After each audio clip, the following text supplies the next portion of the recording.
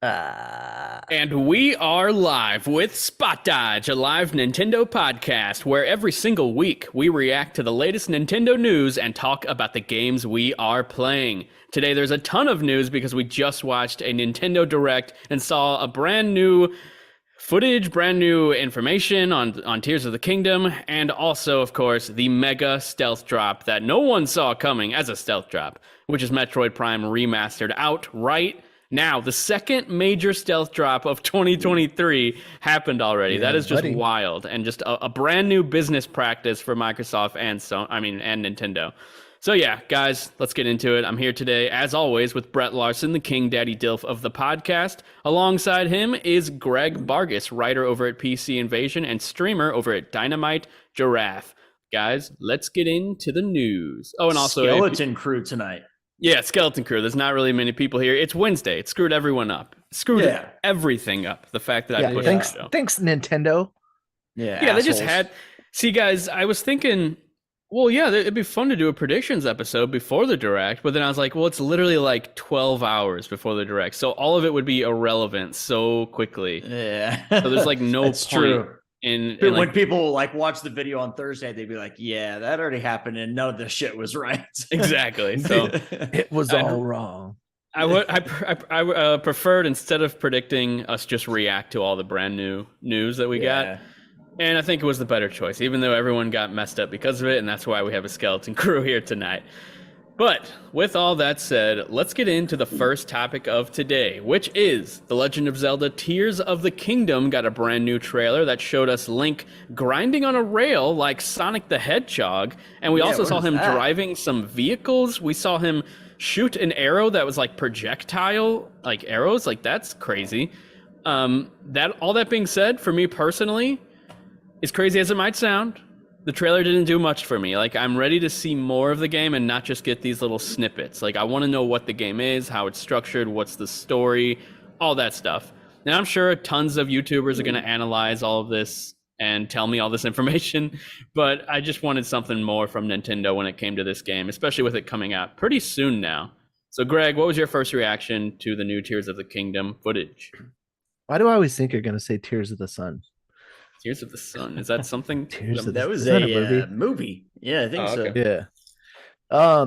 So like the first thing that I noticed was, of course, the moon, enchanting all the enemies that we've seen in the previous Zelda title, or in Breath of the Wild, and, well, I guess Age of Calamity too. But it gave off some definite Majora's Mask vibes, but then we saw all the different stuff, all the different abilities to fly on that little pad that he had that was like a it's like a air mechanical fortress thing. Yeah, there it is right there. There's like a a balloon one, and then there's like a hover one. Yeah, that's so sick. That'd be cool if you could like are... upgrade those things. What's funny is oh, sorry, go ahead. No, go ahead.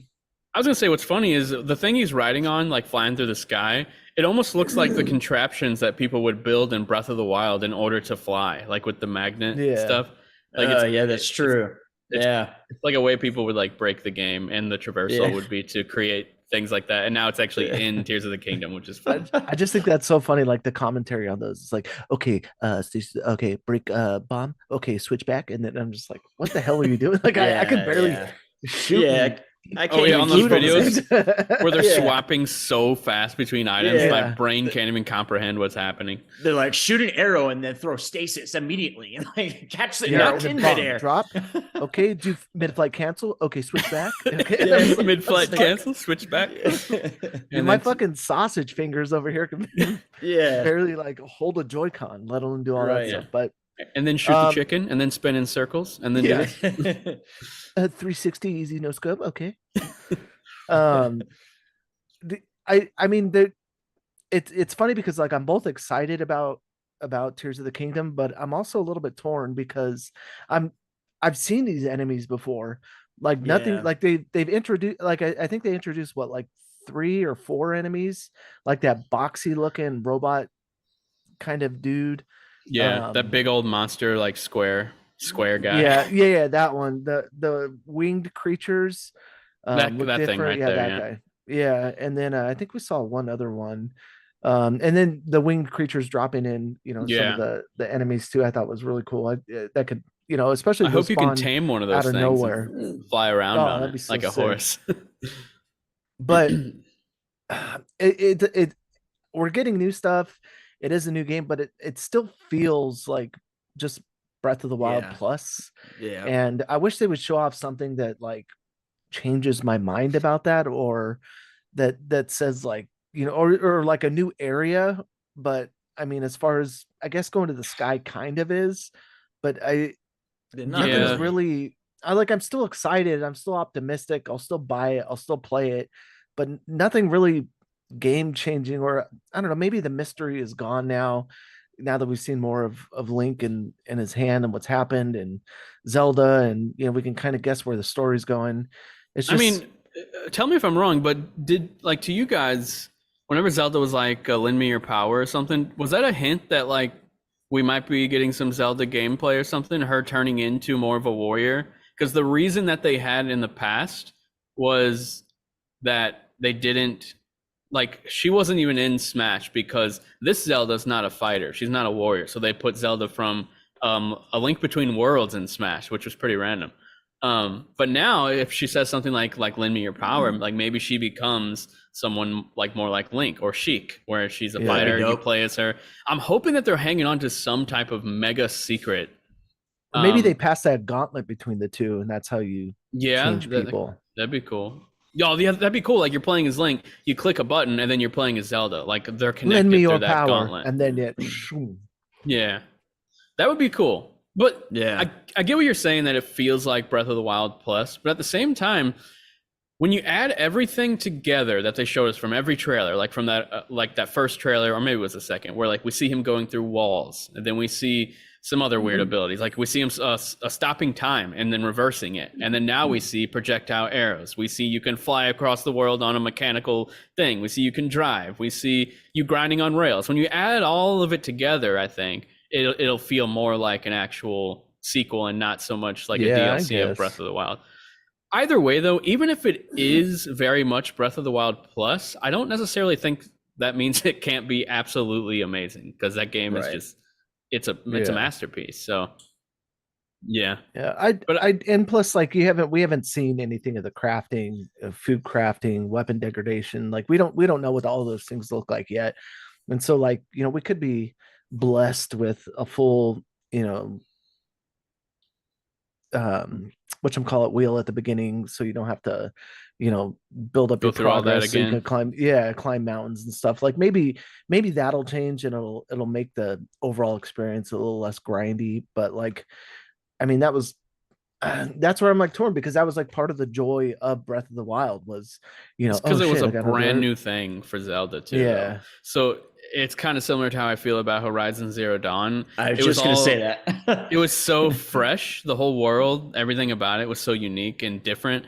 And then when the sequel came out, I expected it to blow my socks off like the original did, but it really couldn't, because that expectation was set. Whereas the same thing might happen with Breath of the Wild. Like we got something amazing, and then maybe this next thing is just impossible for it to meet those same standards, because it's not a brand new thing. It's the same Link, which is a rarity, but it's the same Link, the same world, it looks like, just different and up in the sky and stuff.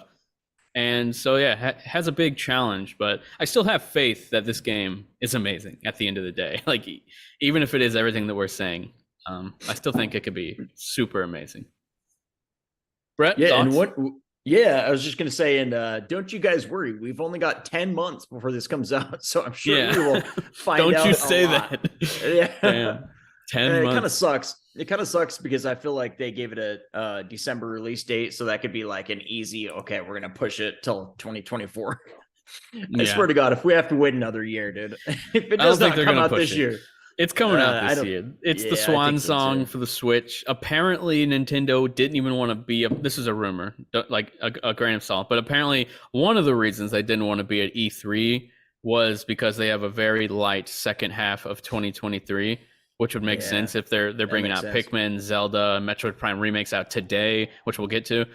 It would make sense that they don't really have much to show during an E3. But next Yeah. year, Like they'll probably release some smaller stuff during the holiday, and then next year they're gonna end up announcing their next piece of hardware. It's got to be next year, right, Greg? Yeah, but come on, like if they spend a whole E3 talking about one game, and yeah, Breath of the Wild was absolutely massive, but they put all their focus on a single year on one game, and that was I feel amazing. like, yeah, it was such a great experience. Like, yeah, like before we got there, I remember being like, there's no way they can just focus on this one thing.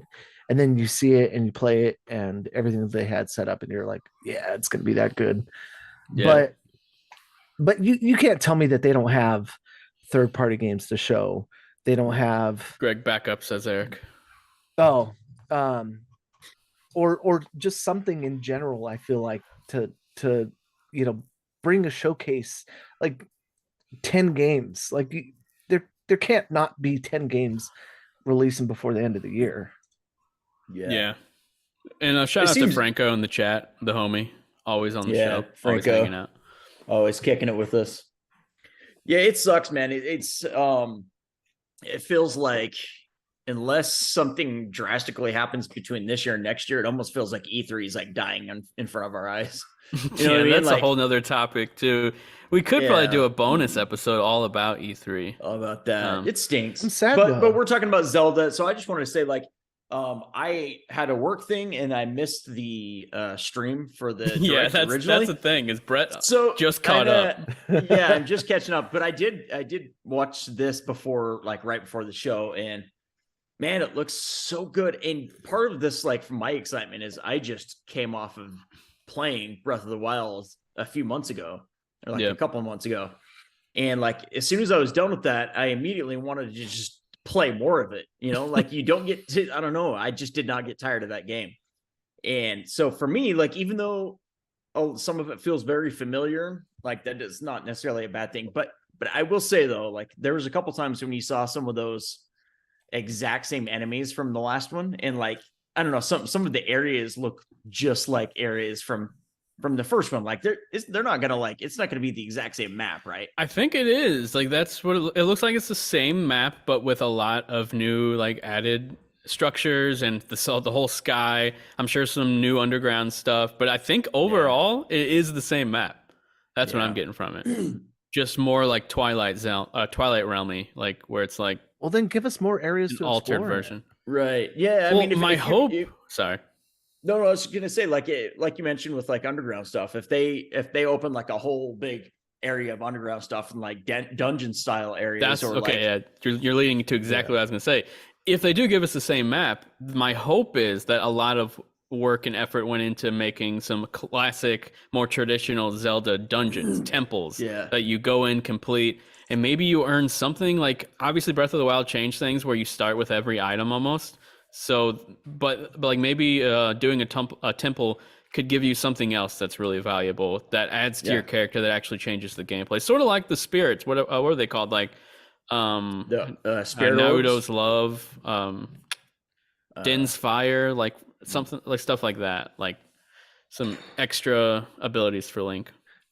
Well, I mean, even like I wonder if like the air area will serve as like dungeons, but even like that portion where he is grinding on the rail or whatever, like that looked like a new place. Like that's what I'm saying. There's probably tons of new structures. Yeah, the skies have got to have a lot to it. Otherwise, why would you have like a flying machine or whatever? Can you pause it on that flying machine scene? Like, I didn't notice that before, but there's like, there's a lot. There's so much in the sky out there. There's a bunch of platforms up there. So I'm guessing that probably opens up quite a bit. This next scene after this. Sorry to audio listeners. But I do gotta right say, there. Look right at there. There's a ton. Look, there's a bunch of stuff. It seems like a lot of shit up there. What's funny is, remember when Sonic Frontiers got a bunch of shit for stuff that was floating in the sky? I haven't heard a single peep about this game doing the same thing. You can't compare the two. Yeah, you can. Why? It's not Zelda apples to and Breath of the Wild. Yeah, Nintendo gets away whatever they want. Yeah, that's right. That's the rule, right? They do what the fuck they want, and nobody says a thing about it. Hey, can I just remind you, this is a live Nintendo podcast? This is a family show. But yeah, rails are everywhere. Anyway, I do gotta say though, when it comes to grinding in games, it is very satisfying, and I will gladly welcome it to the Zelda universe, where now you can grind on some rails. Like, it's pretty fun. For sure, yeah. It reminded me of like Ratchet and Clank Rift Apart, the most recent Ratchet and Clank, or even recently Hi-Fi Rush. It's not grinding, but you have like a hook that you swing on, like Sly Cooper, basically. Nice. So yeah, Breath of the Wild, or not Breath of the Wild, Tears of the Kingdom looks very special, but we got to move on to the next announcement. Advance Wars 1 and 2 Reboot Camp is coming in April of this year. This is the game that got delayed because of the war in Ukraine, and it's coming now. It's coming soon in April. I don't have much history with this series, but I'm sure a lot of people are excited. What I want to get to, though... one thing before we move on. Did you happen to catch how many games were announced that had pre-orders that opened today? I didn't. I did not. Because I thought that was like really different. Is that like one thing I noticed throughout the entire show was that there was a lot pre-order of drops and game drops, and they just seem like they're milking their IPs. What do you mean? I don't know, between Bayo and Kirby getting that epilogue. Like, I mean, that's like the same game though. It's just like added content onto it. Maybe that's it's kind of like DLC, but they're not treating it like DLC. They're treating it like it's like a brand new thing. But I kind of know what you're saying a little bit. I didn't really think of it that way until you mentioned it, but I kind of see what you're saying. Now, coming from a more positive perspective, I mean, coming from a more positive perspective, I think marketing wise, they're really doing really well when it comes to announcing something, showing it off, dropping a pre-order or dropping it right now, and just having a crap ton of things all at once. Then when you turn on your Switch, it'll usually like show you like an ad like, hey, we just had a direct, here's the stuff that's in the eShop right now. And not only did they do a mega day one drop with Metroid Prime Remake, but also tons of games got demos, or at least like three notable games at least. Octopath Traveler 2. Yes, and I think that one will carry over to the full game, which is awesome. Or maybe it's more like the original Octopath, where the demo was actually its own unique story, like almost like its own game. So maybe it's similar to that. I didn't really pay close attention. But there's another demo too that I forgot about that I wanted to play. I can't remember now. But anyway, yeah, a demo's pre-order drops and day one drops, along with, on top of all this, dropping Game Boy and Game Boy Advance games today on the eShop, which was the next topic. That's pretty awesome. Like, this was rumored before N64, which is funny. These two platforms were, and then the N64 one got announced. I swear someone at Nintendo hates when things leak, and they're like, you know what? Let's just switch it just to fuck with them. Let's just switch it to Nintendo 64 for this year, and then next year we'll do the other ones. You mean we're not getting Halo multiplayer? Like, I'm the boss here. That was one of the rumors ahead of time, was Halo Infinite on Switch. I think that largely because at Xbox just laughs. Someone recently good old Lion Phil Spencer again at it again. No, it wasn't Phil. It was someone at Xbox recently said where the Halo Infinite's coming to, it's gonna have more content and be on more platforms than ever. It's like, well, you're already on cloud, which means you're already on phones, tablets, computers, and you're natively on PC, and you're on Xbox One, Xbox Series. So where else could you possibly go? Switch. And I think that's where that rumor comes from. iPad. I mean, maybe PlayStation, but Google Stadia. If Xbox brought Halo to PlayStation, it would probably change everything. Be solely based on them showing the what's it called, the CMA or something. Yeah. That they were look at us. We're going to put everything on play. Yeah, the FTC. Yeah. What's the CMA? The Country Music Awards. Oh, does that not stand for something else? Billy Ray Medlock over there. CMA. There's like the CDC, Certified Management Account. We both went right to Country Music Awards. There probably is like an official CMA other than that, but I mean, okay. All the game demos out today are Sea of Stars, Octopath Traveler 2, and Sea of Stars is a huge one. Ooh. Playing that for sure. And Kirby. Definitely, I want to play that. Oh yeah, and Kirby, Brett. Yeah, now we can decide if we're gonna go halvesies on that or not. Hell yeah. But anyway, Hell yeah. the Country Music Awards are not kind to the Microsoft and Xbox deal. Dude, if Halo ever came out on an Xbox, I think that would change everything. Because if it came on PlayStation, I'm sorry. If it came out on PlayStation, and I don't think it ever will, but if it did, like just this very strange thing happened, like that would have to change literally everything, right? Because at that point, I think if Halo did come, it would be because Halo Infinite's supposed to be a service game, and I don't think Xbox is. I don't think they'll shy away from putting service games on PlayStation. Like, I wouldn't be surprised if Sea of Thieves comes to PlayStation, to be honest. But I guess what I mean, I wouldn't expect like God of War all of a sudden to drop on Xbox. But like, for example, PlayStation has PC. Like 10 service games in development. The 9 or 10 service games in development, and one of those we know is going to be whatever The Last of Us Factions or whatever it's going to be called. And also, Sony did say all of their service games are dropping day one on PC and PlayStation. Right. So that's that. I mean, I feel like both companies, it would be in their best interest to drop their service games on every platform that they can. Those games need audiences to live. Like that's the facts. It's the only way those games can thrive is if they have an active user base. So plus you look at the most popular ones like Fortnite, Apex Minecraft. Legends, they're all over everything. Yeah, so you kind of have to. Yeah, especially like if if PlayStation got something like Halo multiplayer, it's like what would Sony ponies have to cry about anymore? We're going far away from the topic, which is Game Boy and Game Boy Advance games on Switch.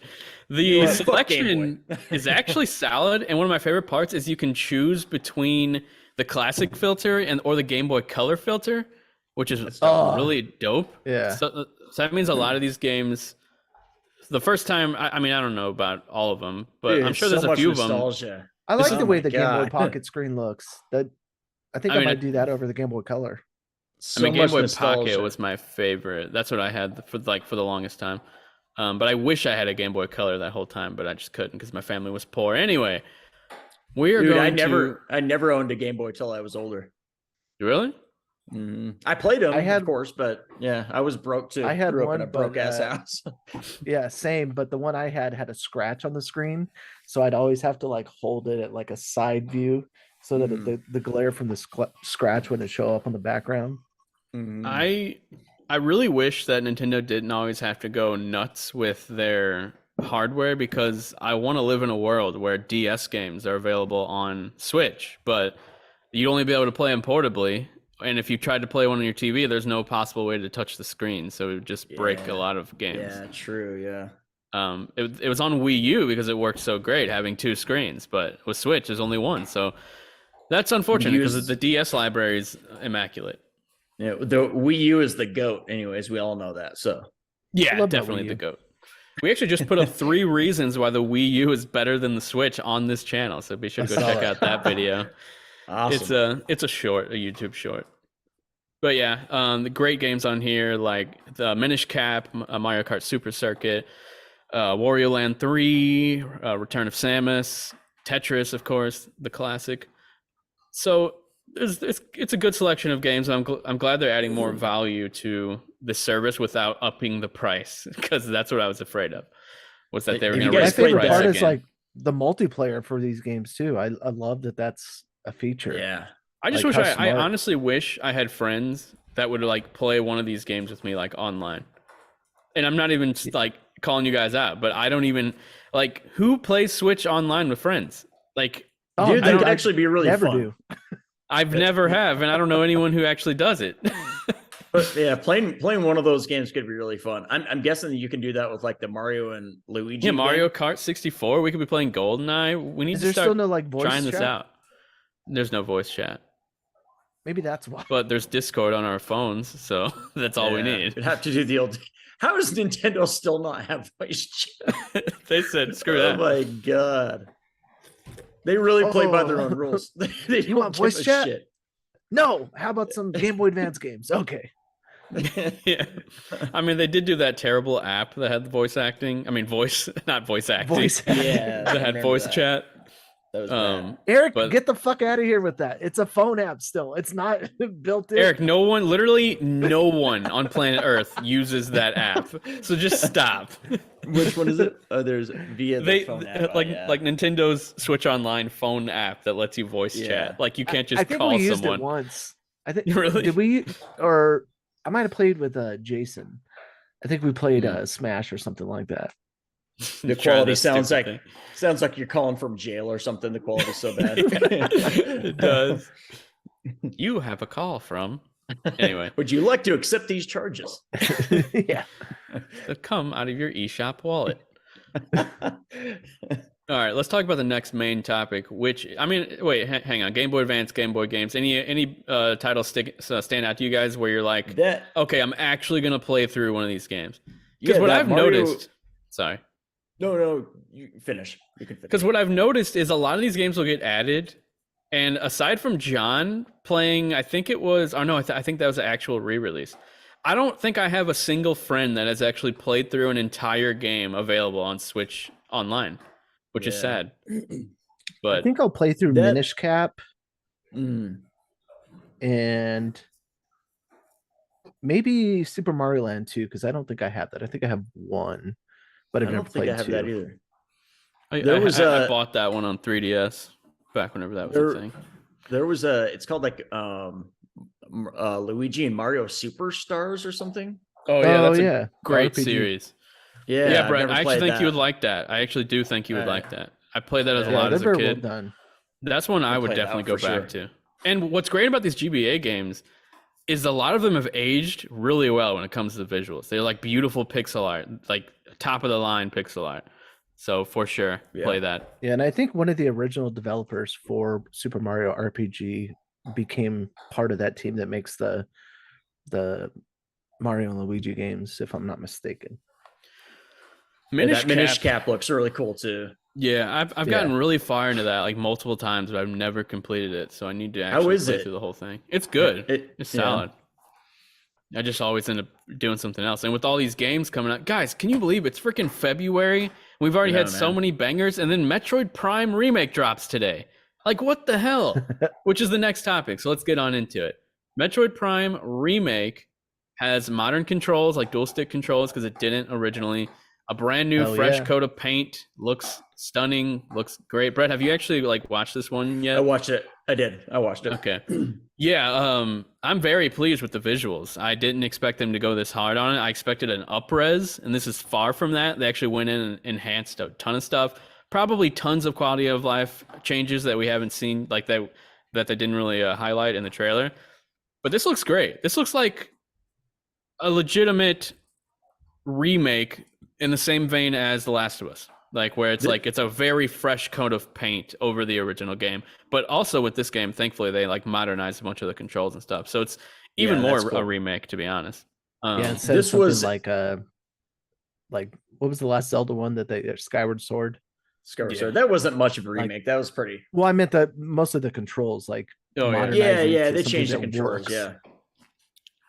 Yeah, Brett, what were we gonna say? I was gonna say is that this was a GameCube game, right? Originally, the first one. Okay, so I apparently have played like an hour of this game because my cousin borrowed it to me, and then so I didn't get very far. I don't even remember anything about it, but I think it looks really good, and like you've heard great things, I'm sure. No, absolutely, and what you're saying about the graphics, it's really impressive. This does not look like a GameCube game at all. Oh, like no. They put quite a bit of work into this. Like he was mentioning Skyward Sword. Skyward Sword looked pretty rough around the edges still, but this looks actually pretty damn good. So yeah, this looks more, and if we're talking gens, I would say this is more of a late PS3, Xbox 360 looking game. Very polished looking. And I'm sure it'll run at 60 FPS because it's a first person shooter. So I mean, you don't think so, Greg? You think it's 30? I don't know. It looks good, not great though. The stinky Switch. I mean, I hate first-person shooters at 30 FPS. I'll be honest. Let's take a look, see if we can find it anywhere, like the frame rate. I wonder if they have it on the eShop. I did see. Can you tell, like with your naked eye? Eric said the He said trailer's the 60 trailer's frames, 60. but that There we doesn't go. necessarily mean the game is going to be, right? I don't know. I feel like it wouldn't need to be in 60 if the game wasn't. So on thing, top of the polished visuals, we got a lush 60 frames per second. I mean, come on. And apparently you can turn off the HUD too. Ooh, oh, that's cool. That was a complaint for a lot of people. They don't like the outside where you can see the helmet. I kind of like it, to be honest. So this is from what I'm gathering on the trailer, like a lot of it's like puzzles too, right? Like making your way doing like puzzles throughout the game. That's awesome. Yeah, it's like a 3D first-person puzzler Metroidvania action game. It's a lot of things. Yeah, I've never really been into the Metroid games, but the Prime series has always intrigued me. So I'm excited, and it's out today. So yeah, like you said, halvesies, get that shit. Full transparency. I only played this as a kid, and I never completed it. So this will be almost like playing it for the first time again, but like with a brand new fresh coat of paint. Comes with bonus content. Art created during the development of the original game, as well as soundtrack gallery and 3D character gallery. Ooh. Ah. All right. All I can say is I don't know what's going on with the industry right now, but this is shadow drops, big stealth drops in a couple of weeks, and I am here for it. Like, so shadow drops pre-orders and remakes. Yeah, dude, I love it. that honestly is more exciting to me than seeing like a big AAA game than finding out it's a year and a half out. Like, yeah, exactly. To find out a game is like you had no idea it even existed, and then all of a sudden it's out today. You're like, holy shit! I watched you and Mary's reaction. That was pretty good. Yeah, she like lost her shit. It was crazy. I was not paying attention at first because I was pretty bored with the direct like for a while. Like I thought Pikmin was cool. And then I wasn't very happy with everything until I was like looking away, like if you see the video. And then when I look at the screen, I'm like, wait, what? And then I'm like freaking out. Yeah. Because that is awesome. Yeah, game is 60. Game Explain is streaming, it says Eric. Cool. Yeah, I thought as soon as they hit the Game Boy and Game Boy Advance stuff in the direct, I was like, yeah. That's what I liked. Yeah, that was great too. I would say Zelda, the Switch Online stuff, Metroid, and Pikmin are probably the biggest hits. Right? Yeah. Am I missing something? I mean, it was pretty damn full of announcements, I think. But yeah, those were like the main highlights. I was working at the time it was on, so honestly, I didn't even see this Baten Kaitos remaster until afterwards, like when we were just talking. I didn't even see it during the show, which I always wanted to play this. This is another GameCube game getting a remake, like a remake on this is an actual remaster. Franco said the original Metroid Prime was 60. Yeah. How's that possible? Yeah. On GameCube? Or was there games that were 60 back then? Oh, yeah. All the Mario Kart games, tons. Okay. I think generally TVs were like 60 hertz. Yeah, 60 has always been normal in certain styles of games like racing and first-person shooters. Yeah, that's true. Brett, have you played a 30 FPS first-person shooter? It's actually terrible. Like, it is terrible. It's not good.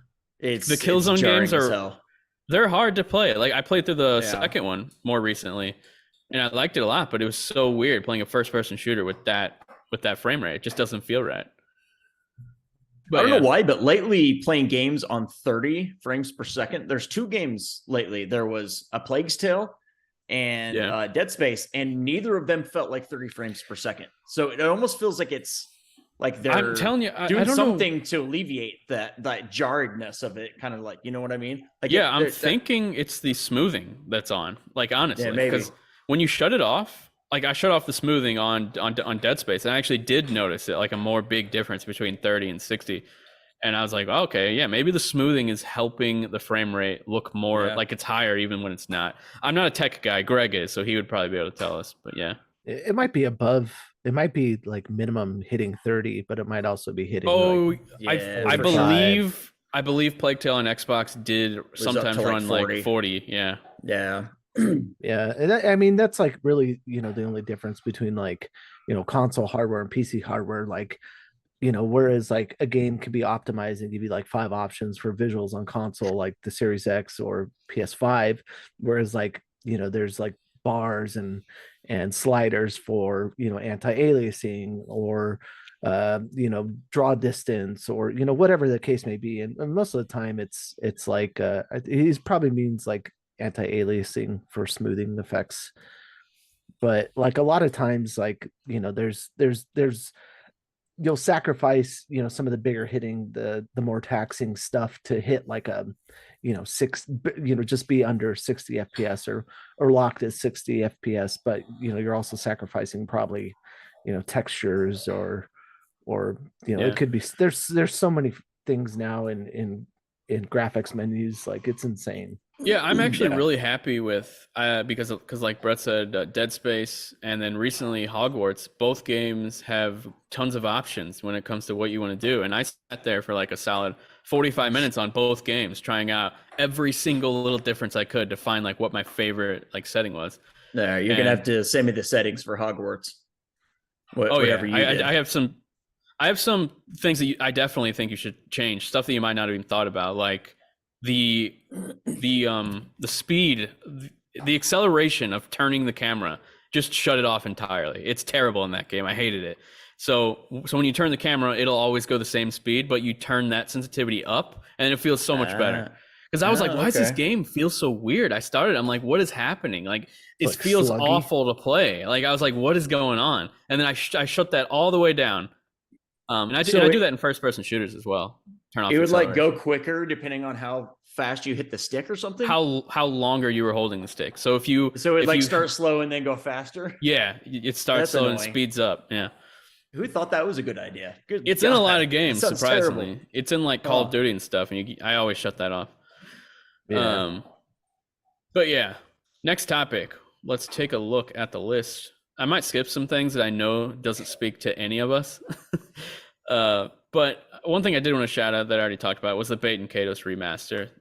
I think that's how you pronounce it. It's a game that always caught my eye because the GameCube had a lot of.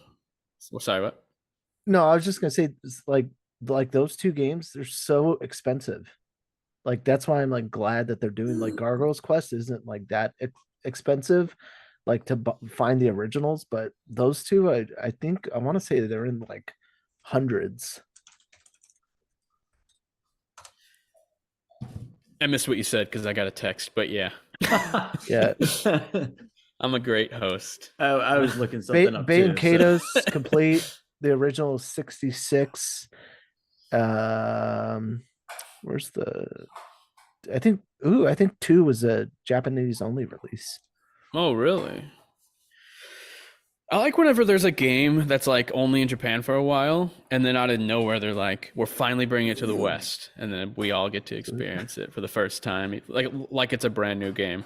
We're like, who asked for this? I did, and like 5 people buy it. Yeah, they're like, we're not fucking bringing this stuff over here anymore. No, I mean, Live Alive did pretty well. Yeah, Live Alive is awesome. I still want to play that. I just picture like a bunch of Johns out there in the world that are like a bunch of Johns pre-ordering. Yeah. There's a whole forum of John Frishes talking about it. Dead Cells Return to Castlevania. The Dead Cells Return to Castlevania is an upcoming expansion for that game. And I'm glad that Castlevania is getting some love from Konami, like a tad bit. And I'm hoping that this is just like a little tease before they make like a whole brand new game, because that'd be really cool for them to bring back some of their IP. What I would love for them to do is pull the old Metroid Prime. Whenever that game came out, I believe it was Prime 1. It also dropped. Fusion and Metroid Prime came out like in the same day or the same week. And I think it'd be cool if they ended up doing like a classic 2D Castlevania, but then also dropped like a full-blown like God of War style Castlevania game. Oh yeah. Yeah, that'd be awesome. Dope. That'd be really cool. Never gonna happen, but it'd be really cool. No. Now, when the last one came out, the 3DS? I think so. It was Lords of Shadow, Mirror of Fate. Yeah, Lords of Shadow, Mirrors of Fate. Did that come out after Lords of Shadow? I don't remember. Or like the same time, like exactly what I just said. Probably exactly what you just said. Someone in the chat said smoothing. What the fuck is he talking about? There's a setting in Hogwarts where you can turn off smoothing, like, and it's also in like it's in Forza. It's in a bunch of games. Yeah, it's like picture smoothing, right? Like even your TV has it. Well, sometimes. Yeah, but that's a different type. No, I always turn that off on the TV. Yeah. It's garbage. Yeah, that sucks. But in games, it can actually help. It's like when you turn the camera, it adds like the blur effect. Yeah. And it makes it look a bit more cinematic. And I guess lately, to me, it helps with the frame rate, like going from 60 to 30. That's cool. Yeah, I have to try that it's out. usually anti-aliasing. There's like different levels of it. I think sometimes there's like 3 options, sometimes there's like 5, but I think it varies by game. I don't know. I thought anti-aliasing was something completely different, but what do I know? So I'm did just a Makes stupid makes your console pixels gamer. smooth. I'm just one of those spoiled gamers who plays the games and doesn't understand how they're made. There's some games like Witcher 3 on Switch where I think I shut off anti-aliasing and I think it makes the game look way sharper and better. But like I said, I'm just a stupid console gamer. Booty in that game on Switch. Honestly, what's funny is I mean, when you turn everything down entirely on Witcher 3, I honestly think it looks better than when you have everything all the way up. Which maybe it's because the resolution looks like it gets higher, or just the anti-aliasing, like we said, is off, so the image looks sharper. I don't know. But anyway, Harmony: The Fall of Reverie by Don't Nod Games got revealed. Not much is really known about it. It's like all we saw was like an animated trailer, and this is Don't Nod, so I expect it's going to be pretty good. It definitely has that Don't Nod stylistic look to it, like the art style of Don't Nod. That like you could see that almost within, even if you didn't know it was them. Like in the first 10 seconds, you can tell that's their style. I think it looks cool. I tried to watch it like real quick before the our show started, but yeah, it looks interesting. I'd like to find out more about it. Yeah, me too. Oh shit. And I'm wondering if the game is animated like this, like the actual gameplay, if it looks like an anime, basically, like that would be interesting. Like South Park pulled it off. Like those games, they look like the animated show, and I'm wondering if another game could do that as well and look good. And maybe in a 3D space. I don't know. It's almost got like that visual novel look to it, because like a lot of them talking is just like text in front of you and they're standing in front of the screen, like Danganronpa style. So I don't know. Yeah, I don't know. We'll see. Professor Layton games stuff. I'm not big into that series. I'm sure that makes some people stressed. Mario Kart 8 someone out there is breaking their keyboard. Yeah. Sorry, man. I can't like everything. Like I'm a person who likes a lot of things, too many things. But at some point, I gotta just not try some franchises because I already like too many things. And Mario Kart 8 Deluxe Course is coming. Yoshi Island with a new Birdo character. So that's cool. Birdo. And that's it. You can never really get tired of Mario Kart, right? Like it's always fun. Yeah, I always look forward to trying out the levels. I will say a lot of these tracks, even though they've been out on previous games, I've forgotten. Like, so they feel new and fresh. I always hop into these new courses, and they're fun. But I will say there's an obvious step down when it comes to the courses that came with the game. Like they're not as good. But like a lot of them are remakes, but like the more newer ones, like the ones from Tour, and then they added one that wasn't even in Tour. Those ones. They're good, but they're just not as high quality as the maps that came with the game. Yeah, I wish they would do something like outside of Nintendo IP, like give us something more Animal Crossing, more Zelda type stuff. Like they did it with F-Zero as well. Like that was the coolest thing. They should do more of that. Their next Mario Kart should really bring in like a bunch of characters. Like I was just gonna say that. Bring Link back. Put in Zelda. Put in. That'd be dope if they did like kind of what they do with the Smash series and just bring in characters from all kinds of different IPs. That'd be dope. Well, that's what I was going to say. Like, now that Sakurai is potentially, retiring, like what game is really going to be this like huge collaboration effort where you have all these like Nintendo characters with other IPs crossing over, and like nobody's really done a good kart racing game. Even like Crash Team Racing like was just okay. And Sonic and All-Stars Racing, take that word out of your mouth. Team racing. Dude, I think there's a lot of solid racers that are like Mario Kart. I just don't think a lot of them are on the same level as Mario Kart. Like I think Sonic and All-Stars Racing Transformed is fantastic. Like that's a really good game. As well as the Pixar's Cars games. I always bring them up because the same studio that did Hogwarts, those are genuinely good racing games. But like nothing is ever as good as Mario Kart, though. It's No, always going to be nothing- comparison nothing, to yeah. Mario Kart. There are do some think people who do believe that Crash Team is better than Mario Kart, but I don't. I was just gonna say I do think CTR was probably for me like the closest thing to Mario Kart, but still like Mario Kart is just like in its own like realm Lane compared to these other. Ooh, its own lane. in its own lane. Yeah. What was what was that one kart racer on PlayStation? It was like an exclusive. It was like something karts. Mod Insane Nation Karts or Racer. something? Mod Nation. No.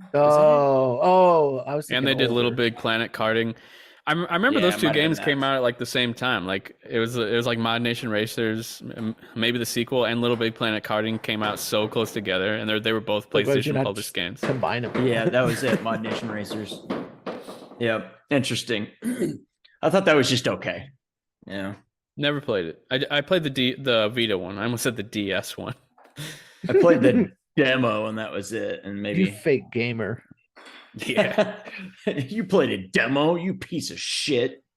Guys, let's get on to what we're playing if you want to. We actually got through the direct faster than I thought we were didn't going talk about to. Pikmin. There's Pikmin. There's so many Pikmin. other games though. I went down the list, but I guess I accidentally skipped Pikmin. So yeah, Katamari Pikmin. Reroll. Oh no, I don't care about that. That game looks awful. By the way, it looks rough.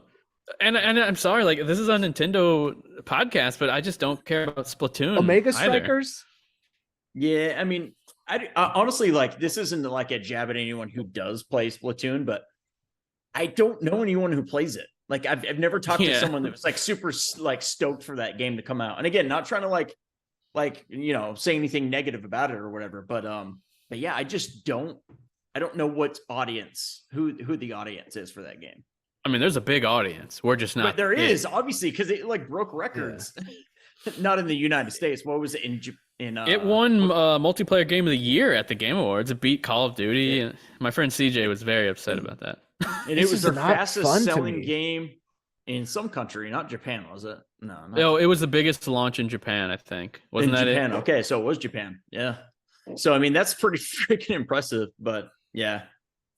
Anyways, Pikmin. The game looks beautiful. Dude, it looks so good. I understand the people's concern and hate toward the Switch and the power, but we're still getting games where I'm like, this is perfectly acceptable. I just don't care if it's at 900p, 30 FPS. It doesn't bother me that much.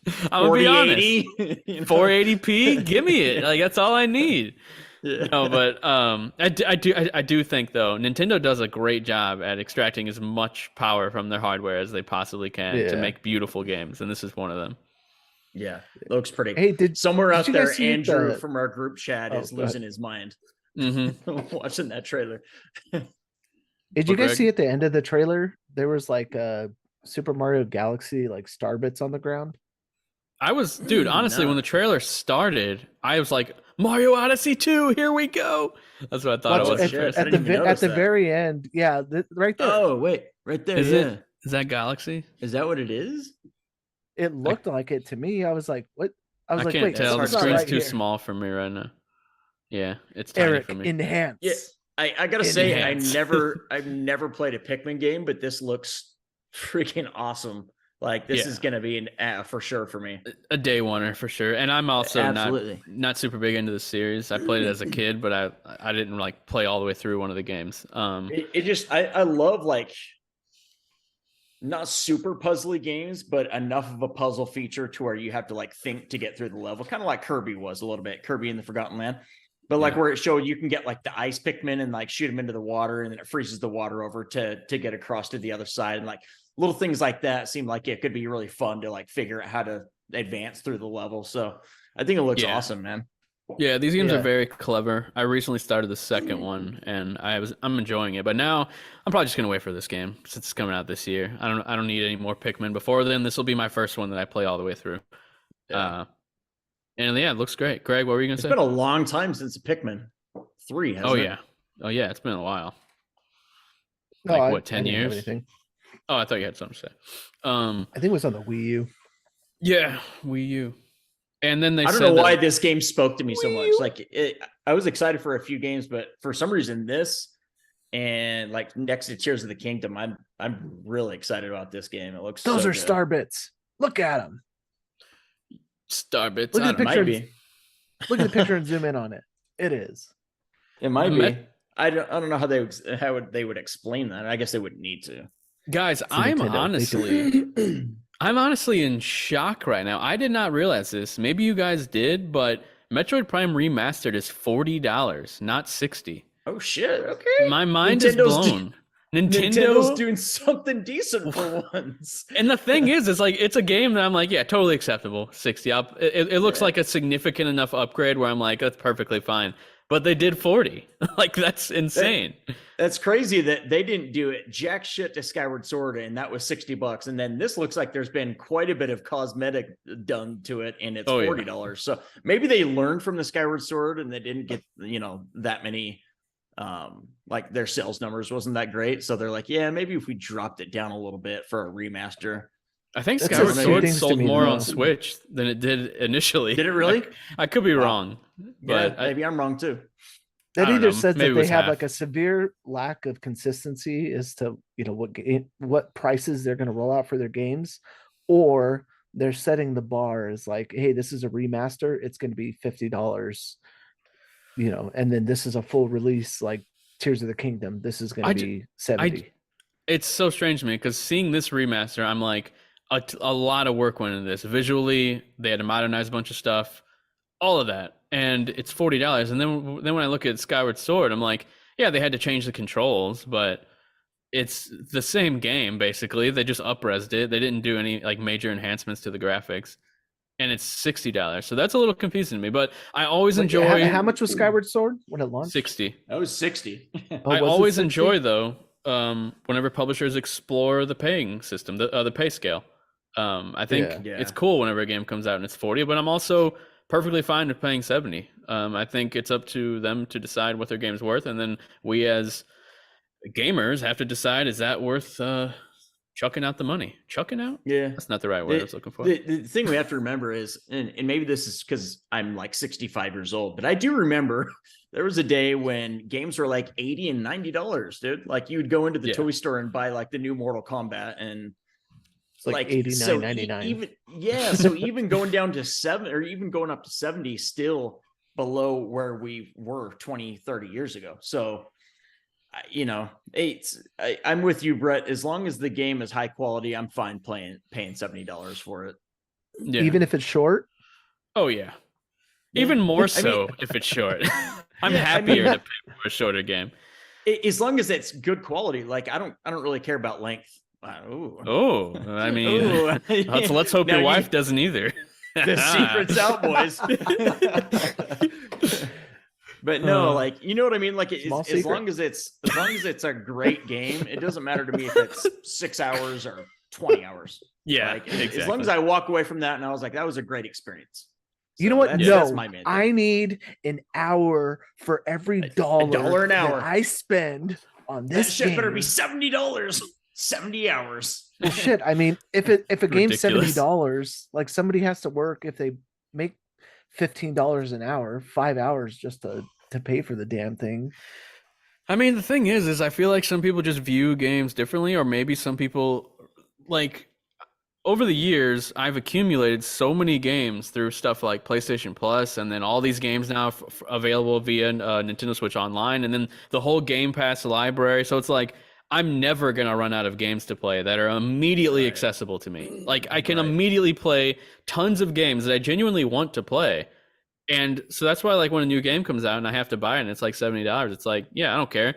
If I play through it in 5 hours, as long as I enjoy it, I'm happy, and I can move on to something else. I have an infinite number of games at my disposal that I can play at any time, just because there's so much available. I'm never going to run out of things I want to play until I die. Right. Even like, I don't know, 6 or 7 years ago, before like Game Pass, and I guess they had PlayStation Now, but that was pretty garbage for a long time. They only had streaming options. So even back then, like not that long ago, we didn't have all these options at our disposal. Now we do. Tons of free-to-play games. Yeah. Yep. Yeah. And the free-to-play games were booty. Yeah, now like companies have actually learned. Well, most of them, a lot of them, not. Well, most I think it was like that whole like War Thunder, Warframe. Like I think as soon as those games started to, show that like, yeah, you can have a free game and like good gameplay. I think that's Yeah, when things started to really turn. apparently Warframe got really good. Oh, I it's remember good. trying it. I remember trying it Good when Switch port, when I too. first got my Very PS4. good Switch port. I played it when I first got my PS4, and I remember being like, okay, I'm so bored of this game, but maybe I need to stick with it. Maybe it's one of those things that just evolved over the years and just added on a bunch of stuff. Yeah, it's way different. Like I played it at launch, like you did, because there was initially there was nothing on PS4, like nothing to play. So I was like, I'm playing that Contrast game. Yeah, I played Contrast. Yeah, that's the We Happy Few developer. Oh, I didn't know that. Yeah, they're nice. Microsoft's now. So, but yeah, Contrast was pretty good. I got to like probably close to the end. I never beat it because I didn't care as much about like GG back then. But yeah. But yeah, a Warframe, and then there was that other game like Black Site or something like that. I don't remember there's something like that. But anyway, Warframe was way different at the PS4 launch, and then when I played it a few years ago when it came to Switch, like a totally different onboarding and everything. That's cool. But it's also a game that literally never ends, so I'm never gonna play it because I like when games end. Yeah, like Dust 515, 514, something like that. 514 was that? What was that? Wasn't that a first-person shooter? Yeah. On PS3, I think I played the beta. Yeah, I played that in MAG a lot. Yeah, MAG. The 2 games that got shut down that were PS3, like multiplayer shooters. I never got into MAG, but I remember being like enamored with the idea of like 100 people on a map together. It's like nothing like that had ever happened up to that point before. What was cool about Dust though is that it was like Dust was like an online, like a super hardcore like space online simulator, some type of thing where you have like a space station or something. I could be wrong, but anyway, that whole portion of Dust also like interacted in some way to Dust 514, to what was happening down on the battlefields. Like there was some type of war or some type of connection between the 2 games that it was really ambitious, and I don't think it ever actually happened much. Like nothing came of it, but they were really ambitious with that. Yeah, one game was like the space galactic battles happening above, and then this was like all the troops on the ground and shit. Yeah, that's really cool. But what is the game called? Dust 514. It's on screen right now. Okay, there it is. Oh, Eric's playing it. Oh, that's cool. It looks like visually it kind of reminds me of Mass Effect. It was like it looks like a Halo a little bit too. Yeah. Like when they're in their vehicles. Yeah, or some other space game that's generic. No, I'm just kidding.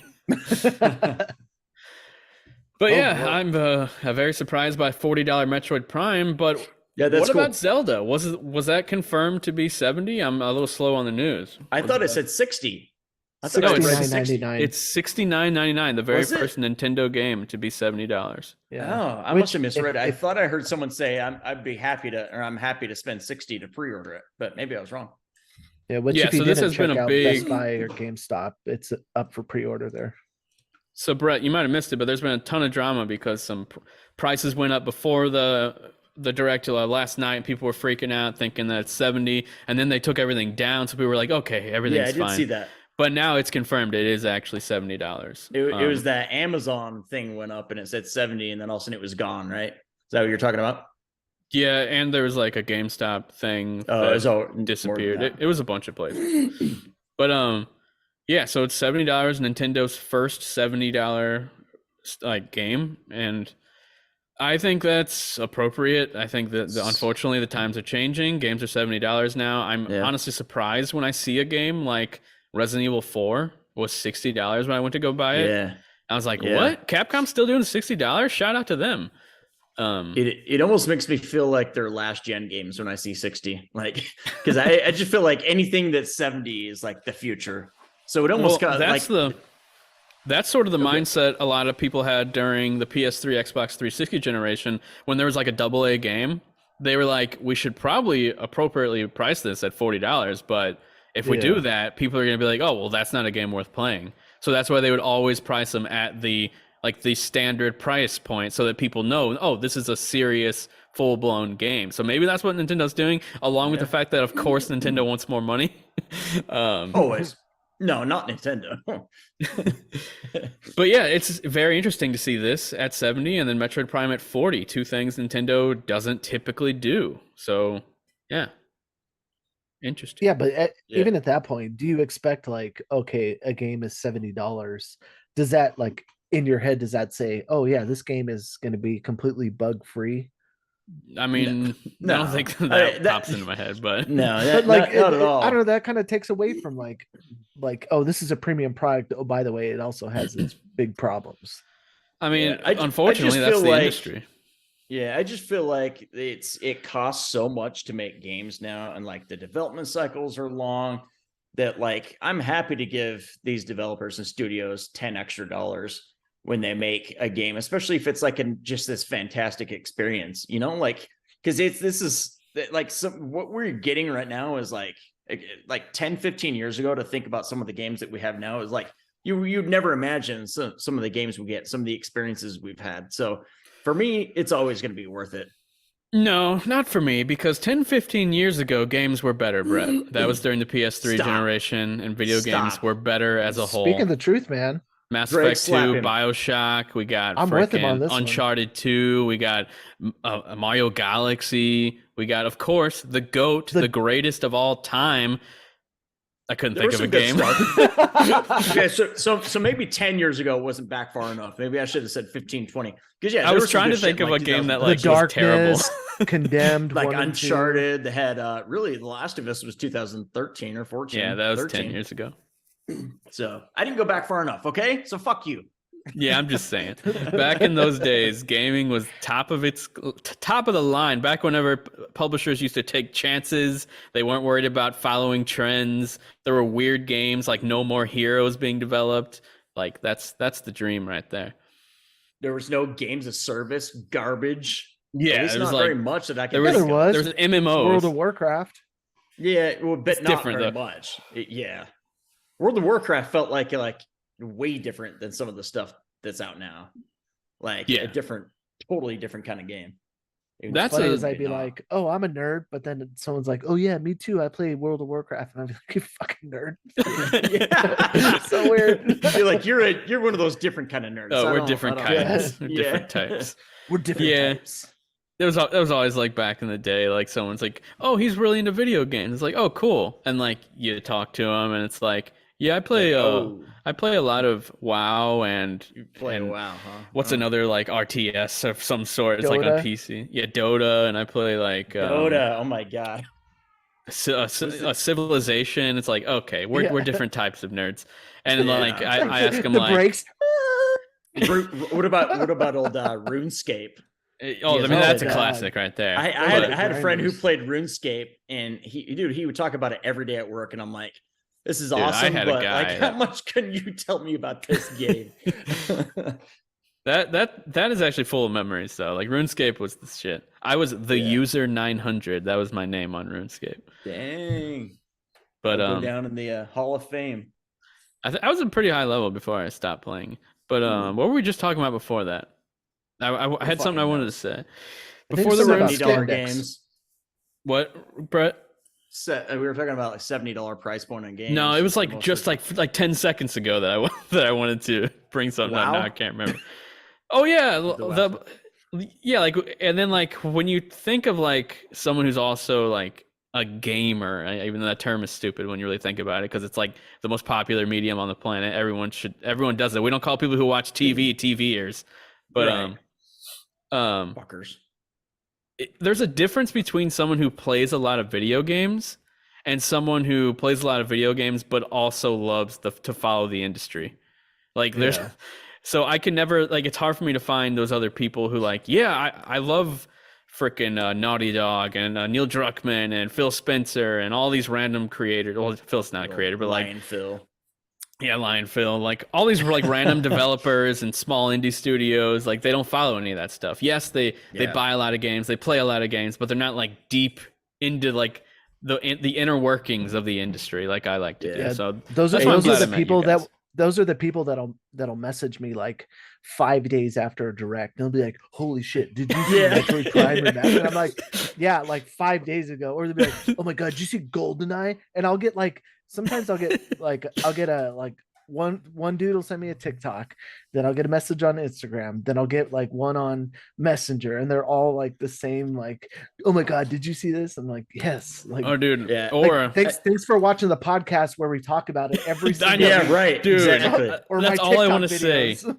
Anytime I Yeah. get a message, I just want send to be them like, a did you link. know? Did you know I talk about this stuff every week where you can find all my opinions? You don't have to ask me anything. You can just go here and listen to this. I had a friend message me last week. He's like, dude, did you know they're making like a Harry Potter game? It's called Hogwarts something. And I'm like, dude, this has been like the biggest thing in gaming news for like the last 4 or 5 months. Dude, that's why I sent a Facebook post from like a random gaming page that was like, there's a Harry Potter game coming out next week that lets you take classes and do all this and blah, blah, blah. And it had like thousands of shares. And I was like going to people's pages, looking at what they were saying. They had never heard of it until last week. I'm like, crazy. what? Have you missed out on this? Hey, you got to imagine those are the people that like play Call of Duty, action... Madden and stuff like that and don't really... Like, well, yeah, that's the majority of the people who buy games, though. Like, they're not following shit like we are. Like psychopaths, like figuring out, like looking up Zelda theories and stuff. Like, they're just but I don't know. Some of those people do get heavily invested. And like, you know, I met even like my brother-in-law. You know, there's certain games that they'll get heavily invested to. Like, they'll know everything about every Destiny 2 raid, or you know, have played all of the God of War games or something like that. So I mean, to a certain degree, like, I like, you know, John just showed. Oh, John, hey, indie developer John fucking Frisha, people. Right at the end of the show, just gonna happen. Just speaking of shadow dropping. come on in, Big Daddy. I'm kind of still working too. I just sort of figured I should try to make an appearance. Yeah, let's hear your thoughts on the just give us like your spiel, like a whole spiel of your thoughts.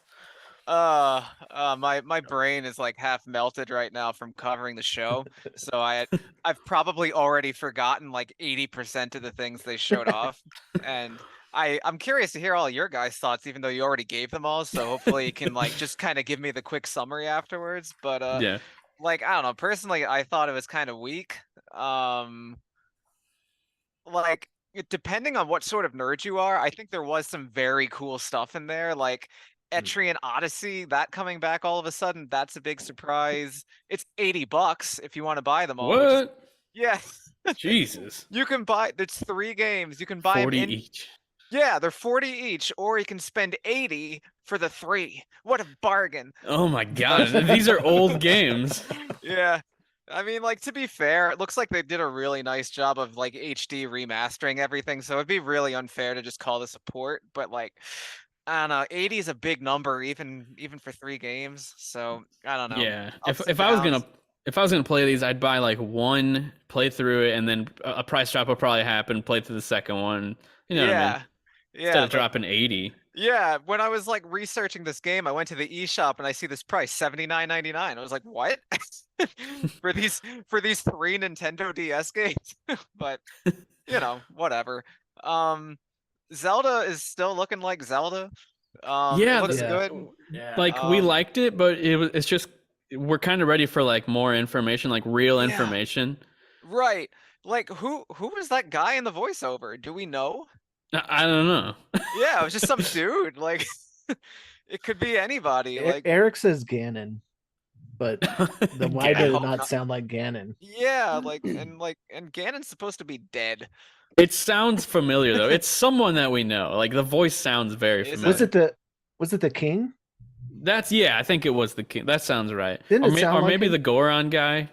I can't remember any of their names. John, we were Nintendo talking fans about over here. We were talking about how some of it feels a little too familiar. Like, some of the enemies are the exact same enemies, the exact same areas. So a little concerning there, but you know, I guess we'll see. Like, yeah, I mean, my attitude's pretty much always been the same, which is I'm just gonna give them the benefit of the doubt, and I'll find out when I play it. They've earned that. Like, exactly. Yeah. Like, Breath of the Wild, literally one of the best games like ever designed. Like, just the perfection of game design on several levels. So like, you know, I'll let them do what they want. They'll pull it off.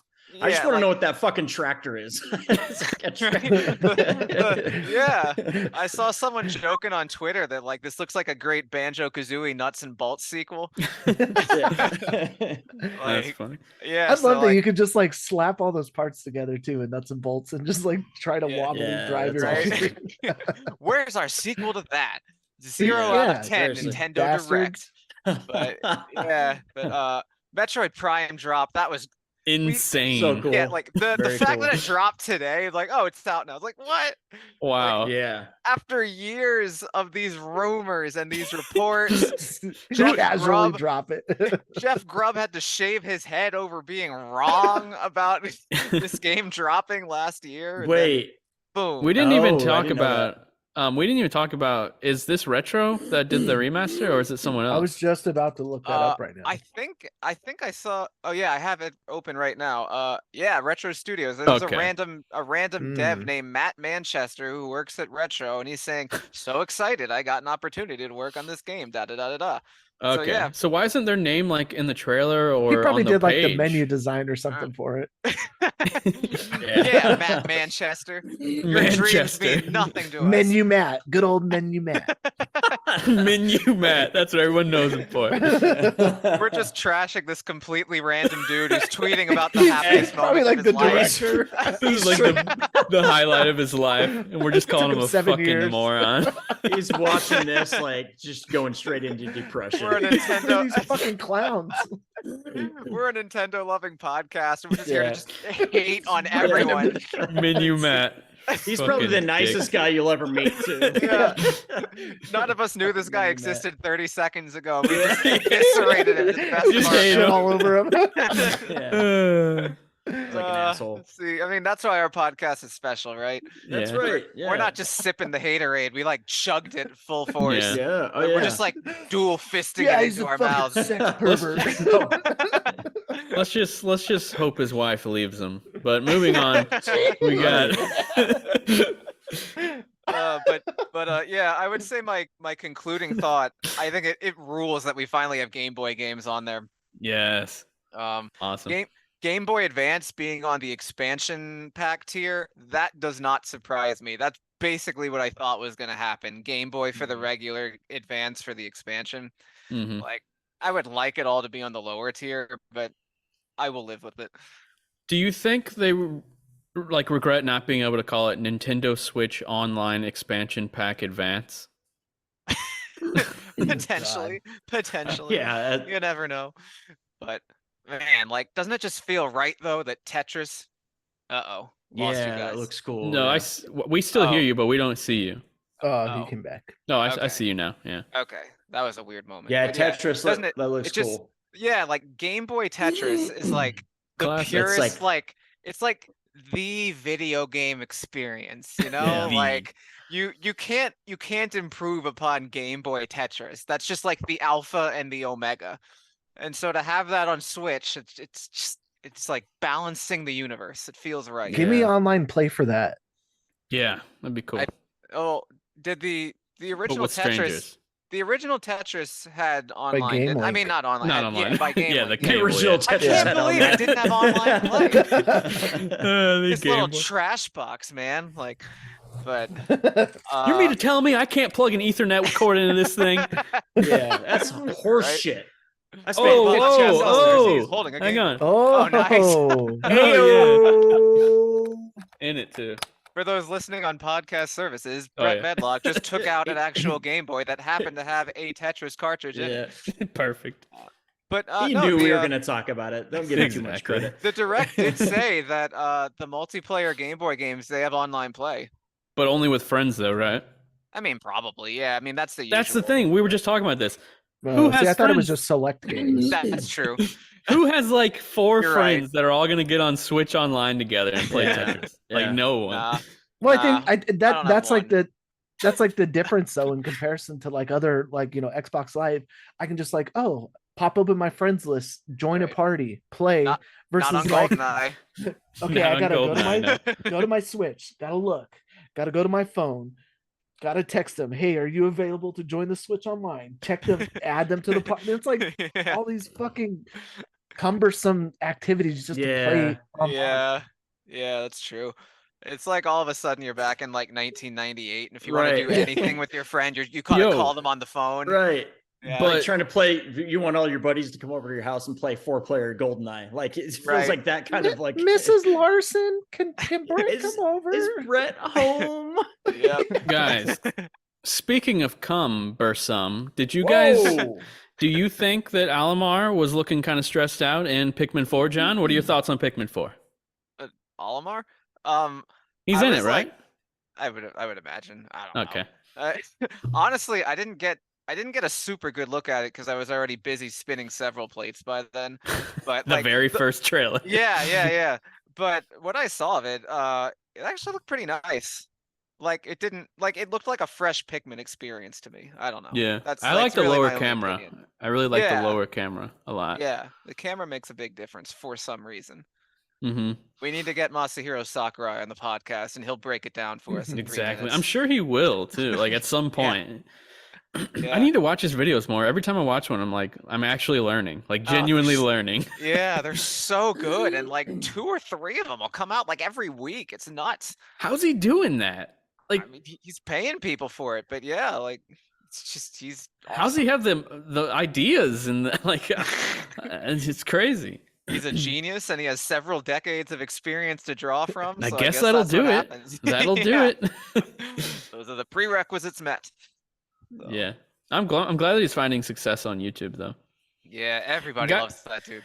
Honestly, guys, one thing I feel like, so you know how like magazines got taken over by like media outlets like IGN and stuff, and now IGN's being taken over by like YouTubers who are covering gaming stuff. I think the next step is YouTubers are being taken over by people who are actually making the games and actually have personalities and they can show us like everything deep and like talk about all types of stuff. Yeah, that'd be cool. I wish more developers created content. No, like they can be during. Well, you look at because then you run into like so many legal obstacles. I mean, I'd rather have it. That's their problem, not ours. Yeah, that's all them. I'd rather people post industry like Reggie, Kit, and Krista. Like, what did I see? They were tweeted about something. Like, I forgot. But I'd rather hear like inside baseball talk because I think they were talking about the price of they were talking about the price of Tears of the Kingdom being removed. Yeah. That's what it was. But I want to hear inside baseball talk where they're not bound by any legal obligations to the company. He's a very controversial figure, but David Jaffe does a ton of YouTube content, and while he's a crazy guy online, he has a lot of very interesting information on what goes on like behind the scenes at Sony, at PlayStation. So it's very interesting hearing what he has to say about all that stuff. Yeah, a lot of experience. I mostly just know about him being the loony part. Yeah, I mean he's funny. He's funny. Yeah. He's a little wild. He can be a little much. And I remember that he became a Metroid meme because he got stuck in one of the first rooms of Metroid Dread. Oh shit! That's right. He couldn't figure out to just shoot the ceiling, and it was choreographed in like multiple different ways. That's what you're supposed to do, and he could not figure it out. I mean, I gotta be honest though. If you look at what the game expected you to do, obviously no one else had a problem with it. Yeah. But I understand that one person might, and that one person just so happened to be the creator of God of War. You never know. Yeah. Yeah. So. Don't you think it's weird though that like there's like a God of War TV show and stuff about to come out, and the IP like is thriving still, and like they don't legally have to put his name on any of it, even though he created it. Like it's like Bruce Straley. That's the industry. Property of the company. It's crazy, right? though. I mean, they bought right, sure, but you think they would still like tag him somewhere on the credits? Like, God of War wouldn't exist if it wasn't for this man's imagination. Like, and you can't give him credit. I bet you so many more developers have that in their contract now. Like, if there's any sort of like television in the future. I mean, it's weird because you still see it in like comic book characters. Like, you'll see the creator of the comic book character in the credits of like Daredevil and stuff. I don't think they're getting any money though. Yeah, they're probably not. But like I always see that based on the characters created by Stan Lee and Jack Kirby. Yeah. Like that's one thing I see often.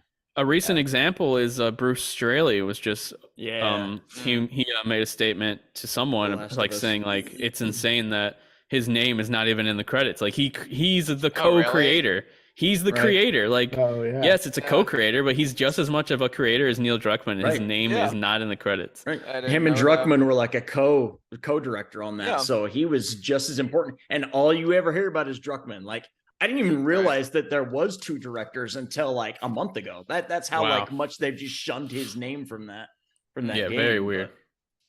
And apparently also, he directed Uncharted 4 too, right? Didn't he? Yeah, Like he and I ended up think- finishing it after Amy Hennig got shipped off or quit. Him or and whatever Neil happened both there. did. They both directed it. Yeah, they Yeah, kind of like which is like the begrudgingly did. It's like the complete opposite with the whole Roiland situation. His name's plastered all over stuff, and like for a lot they of the can't get his or the name shows, off. yeah, for a lot of the shows and stuff, I guess he hadn't been a part of it since like season 2.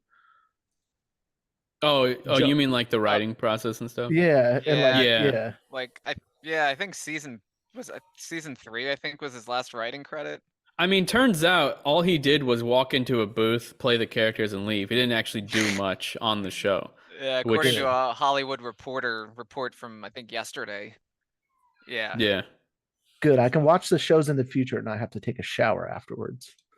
Bruce Straley directed Uncharted 2, The Last of Us, Two. Yeah, Uncharted right. Left Behind, Uncharted Man. 4, and yeah, that's it. And Uncharted 2 is my favorite Uncharted. Oh so, yeah, I mean, that's the best one. Everybody knows it- that. Yeah. it really is. Yeah. That game literally got me back into video games. Like there was like a few years when I was like partying and stuff like that, and kind of fell off of video games a little bit. And then I got my shit together, and I was like, I'm gonna buy a PS3, and I bought that game, and that like started my obsession for gaming back. Like that, I was just blown away that games had gotten to that point. Eric says that they confirm there's no more Uncharted games. No, Eric, there is definitely 100% will an be, Uncharted yes. game Yeah. in development right now. No, yeah. It's just and not it's- being done at Naughty Dog. Yeah. Yeah, They and it's going to be Bend, I bet. I don't know, Well, maybe. well, that was the old report that at first they Right. had Ben working on a new one, and And then they they didn't were want like, to. we don't want to do this. So it ended up being some other studio was working on it. So Some other poor soul has to work on one of the most successful gaming franchises. yeah, those Yeah, suckers. I wish they'd let Blue Point do something like because Blue Point's been so heavy on like the remakes, but they did announce that they're gonna be making their own game, right? Like their own IP.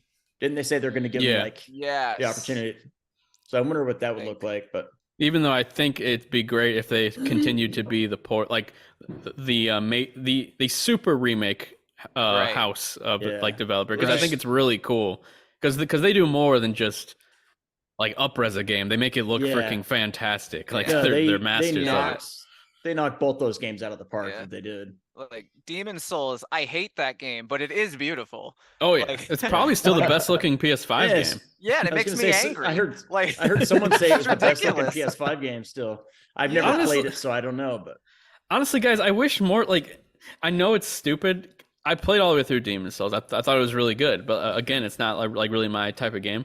But I do wish that they just like added not like an easy mode, but just like something that was more accessible for people, just so more people would play through that game. Like, Mhm. I think more people should play through it, but I know that the challenge is going to keep them from continuing, or they're just going to be pissed off if they bought it because they can't make it like past the first section. So Yeah, that was Yeah. basically me. Yeah. I got through the tutorial and like in the first real level, like I it's Yeah. it's hard. Yeah. like the I fact- probably wouldn't have done it if it wasn't like the biggest like PS5 launch game aside from Mm. Spider-Man. yeah, it was Yeah. big. yeah, And, yeah. I consider it a testament to my patience that I didn't snap the disc in half because I probably considered it. I play video games for fun, not to be so frustrated that I want Yeah. to break something. So Yeah, no, Yeah. don't ever bother with this game. yeah, it requires a certain level of like patience to Yeah, play the same boss 15 times in a row. right. The other PS5 game that I hear is super beautiful is Ratchet and Clank. It's just that That is very pretty. that's just Oh, a yeah. series I've never played, and like I don't feel incentivized to try either. You should try Oh. it, man. Yeah, like, it's good. I'm sure it's good. It's just that it's one of those things where like it would never reach the top of like my priority to playlist is all. Yeah. There's always So- something I'd rather play more. So Ratchet and Clank, it had never really been my thing either. But when they did that first remake on PS4, I was like, "Holy shit, this is great!" And then, the new one they did, the Rift Apart, was really good too. So I'm in the same boat as you, John. I had like almost no desire to play that remake on PS4, and then I played it. I was like, "Holy shit, this is fantastic!" So you might like it. That's cool. Yeah, possibly. It's just somebody would have to like give it to me for free, which is literally what happened with Horizon Zero Dawn. And you loved it. Yeah. And then you bought the sequel deluxe and played it for 5 an hours. hour. I gave it an honest shake. I don't remember how many hours I put into it, but like I think it had to have been like at least 8. So like Yeah, it just probably. didn't click. But I don't know if So it just has to be disappointed. like if you had to be in like a mood to start Horizon Forbidden West, but I just really thought the pacing in the first like 5 hours was terrible. Like Yeah, the pacing wasn't great.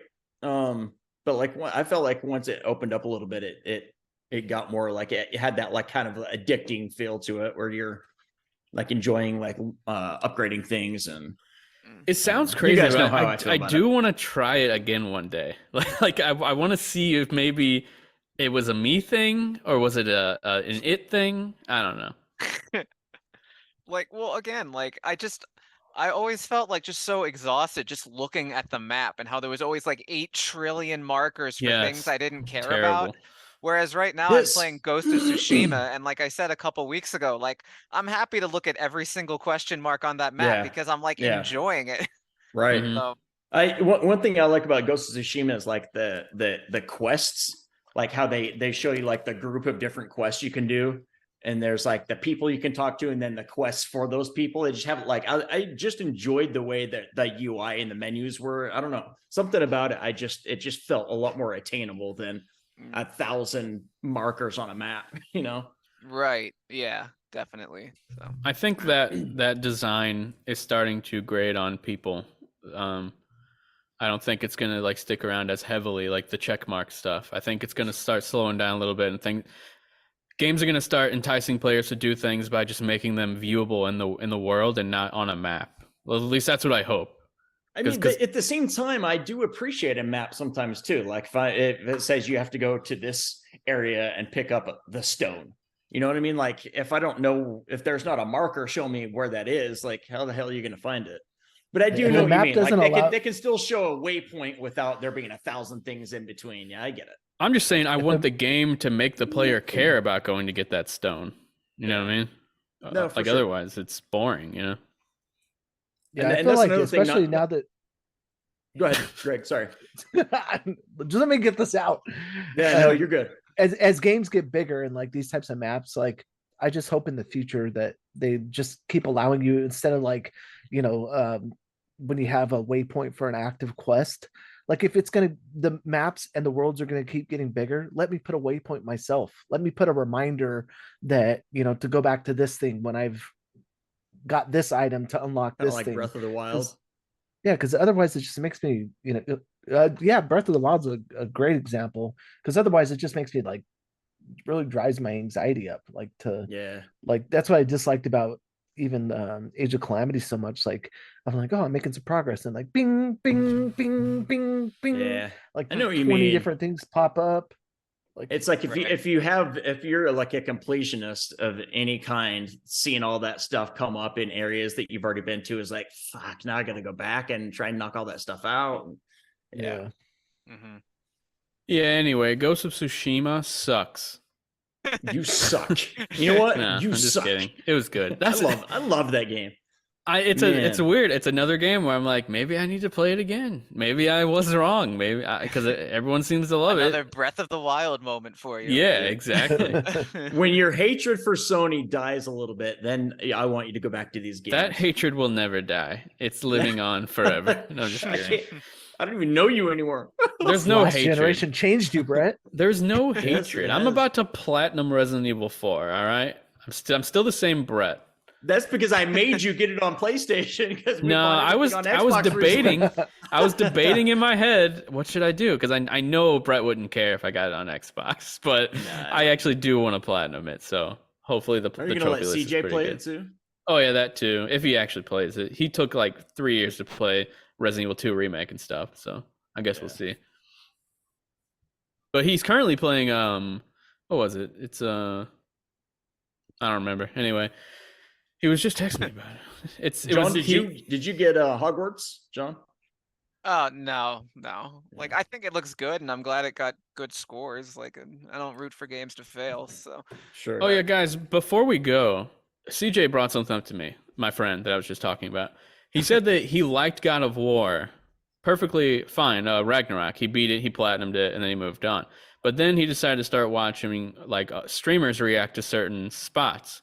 And then he went down the rabbit hole and started watching tons of different things on the game and found out like all the little story like moments that make more sense once you're rewatching it because of certain elements that get revealed later on. And he was saying that I like the game more now. And I was thinking, yeah, obviously that's possible. Like retroactively, you can start to like a game more without playing it. But then I was thinking, does that mean the game though did a good job at making you think it was good whenever you actually played it? So was the game actually as good as you think if whenever you played it, you didn't think it was as good as you do now? You know what I mean? This is getting pretty meta. Yeah. Yes. Kind of meta. So if your experience was good, but then afterwards you realize it was great, is the game actually great? Like, or is it good? I don't think it changes because I know what he means. Like right after I beat Ragnarok, everything on my YouTube algorithm was like old God of War stuff, like talking about some of the old games, some of the old storylines and stuff. And I kind of went down that rabbit hole too and watched a whole bunch of stuff from the previous games. And it definitely made me like, oh shit, okay, that makes sense on the new game. Like kind of like appreciated it a little bit more, but I wouldn't say it really changed my opinion of the game. But yeah, it makes you appreciate stuff more for sure. Yeah. So yeah, I just thought that was an interesting thing to mention. Me personally, like I understand the phenomenon that you're describing. I just don't think it's ever, or at least I can't think of a time that it's ever happened to me personally. Because the one thing that I think of as an example is, so as I've mentioned several times, probably my website, The Escapist, has a brilliant film critic. He loves Star Wars: The Last Jedi. I continue to think The Last Jedi is one of the worst, most horrible things that could happen to the franchise. I like it. It is.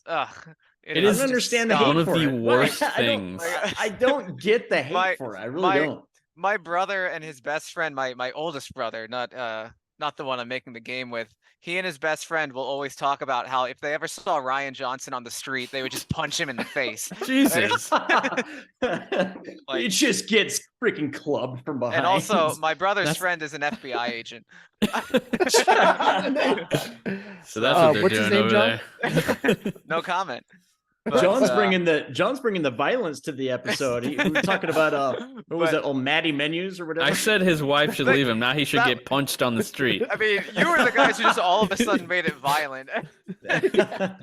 But anyway, what I was getting at though is that he's written like these really, really good articles, like highlighting and showcasing like the good parts of The Last Jedi. And I'll read those and I'll think to myself and I'll be like, okay, in these very limited, specific contexts, maybe there was some good things going on. The movie's still a terrible abomination. It's horrible. It is absolutely laughably horrible. It's a comedy. The last time I watched it, I'm not even kidding you. Me and my brother-in-law were literally gasping for air because we were laughing so hard at how bad the movie was. We were sitting there smiling the whole time, laughing at every single thing that happened. And what's crazy is the first time I saw it in theater, I was sort of like, I think that was good. Like, I don't know. But then like once you like watch it and you realize all the different things that don't make sense, we were just laughing hysterically. Maybe I need to watch it again because I don't understand. What you should do is so hated. We're doing a reverse now. Like we're gonna make Brett's opinion on it worse. We're gonna make you hate this it. game. Yep. Or movie. No, Brett, for real though, if you watch Seven's a great start to what could have been a great trilogy, in my opinion. I think it's phenomenal. A solid, really solid movie that was the beginning of what could have been an amazing trilogy. But then the second movie just literally acts like that first movie didn't exist in every way imaginable. I didn't really like the last one either. What was that called? The last? Oh, everyone hated that one. That's the worst. They're all terrible. Dude, the two are terrible. Because it's two different directors and visions playing tug of war with what's mine, like what's different. This is mine. I'm doing this. So they were just literally like one movie literally has Luke throwing a lightsaber over his shoulder, and the other movie has Luke saying, "Don't do that." It's like you did that. What are you talking about? You did that. And then they come out.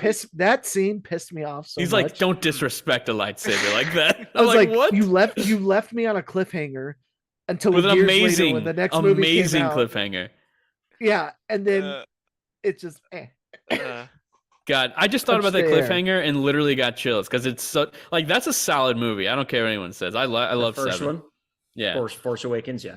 What I say about 7 is if I pretend to know nothing about Star Wars, then it's a very fun movie. yeah. If I and that's turn off basically my me. Star Wars brain, Yeah. Well, you kind of have to. You kind of have to. yeah. But And then now, like the Star Wars brand is thriving with like Andor and the Mandalorian. Like this is like for me And almost Jedi more Survivor exciting than coming out? before. right. Jedi Survivor. But the important thing to note there, and we're really on topic with this Nintendo podcast. The Right, important we thing to are. note there just thinking is that. all of this stuff takes place like pre sequel trilogy. Yeah, Because there's nothing to touch yeah. there. Like it's just a Yeah. wasteland from that point forward. So they're Yeah. just not bothering with it. Yeah. Oh, there's Maybe a one long day. time between. The only thing that pisses me off between like all of like especially like Book of Boba Fett, Mandalorian, and like all the other, I'm like, do we really give that much of a fuck about Tatooine? Like, why do we always have to go back there? Apparently. that's I honestly think they do that because they want people to associate that with Star Wars so much because of Disney World, because that's what's at Disney World is Tatooine, the whole Star Wars section. So when people think Yeah, Star that's Wars, true. they want them to think this planet because this is where you Yeah. can go and spend lots of money. And The I mean, Galaxy's you're Edge. telling Solid me theory. that they only made these movies to make money? that's what I'm telling you. It's crazy. I That's know. bullshit. I don't believe That's that. crazy. I don't All right, know. this way, has been man. Spot Dodge, a live Nintendo podcast where we talk about Star Wars for 30 minutes. So yeah, this sorry for the late episode, but we obviously wanted to hold on to it and react to the direct. Next week, John will give more of his thoughts since he wasn't here that long. But yeah, thanks a lot for hanging out. If you made it this far, if you would, please leave us a review over on Apple Podcasts or Spotify or any podcast service that you use. I saw like 20 people or so every week listen to us on Google Podcasts. Shout out to you Nice. guys. Oh, Hanging out okay. on- All right. Yeah. So yeah, shout out to the That's Googlers. dope. My dog learned literally that that's a knows thing. that I'm shutting the show down right now. Like Yeah. he starts getting excited and whining because Yeah. he knows I'm ending it. It's I hilarious. usually Like, see you his. can, like- I usually see his nose or his tail somewhere in your screen. once Yeah, it's he's getting right here. close. Regrets? He must like literally like sense like the change in inflection in your voice. or Yeah, I something. think he Yeah. does. Like he Oh. knows he's like whining right now. I don't know if you hear him. Yeah, but, we Yeah. Oh yeah. So yeah, thanks a lot for hanging out. This has been Hey, Spot Mary. Dodge, and Mary is here. She's in gone. Twitch chat. Yeah. Oh, shout out to Mary who wasn't Twitch able to chat, make nice. it. Next week, Mary's going to give all her thoughts. Probably will have already beaten Metroid Prime by then. And I'm sure we'll all be giving our thoughts on all the games we're playing. Next week can Probably has literally a- be a whole what we're playing episode, to be honest, because there's so many She games. probably right has now. a massive chart for the trailer, like outlining everything. yeah. Yeah. I'm looking forward to hearing Mary's lore dump. Yeah, Yeah. her reaction to Metroid Prime was great. Yeah, Brett and Mary did one. It's pretty good. Oh, Oh, yeah. nice. So yeah, go check out our reaction on this channel that we're streaming from right now if you're watching live, but over on the Destructoid YouTube channel. And you can watch some of our coverage of the games over on TikTok as well. Thanks a lot for hanging out, everybody. We will talk to you later. Goodbye. Bye bye. See ya.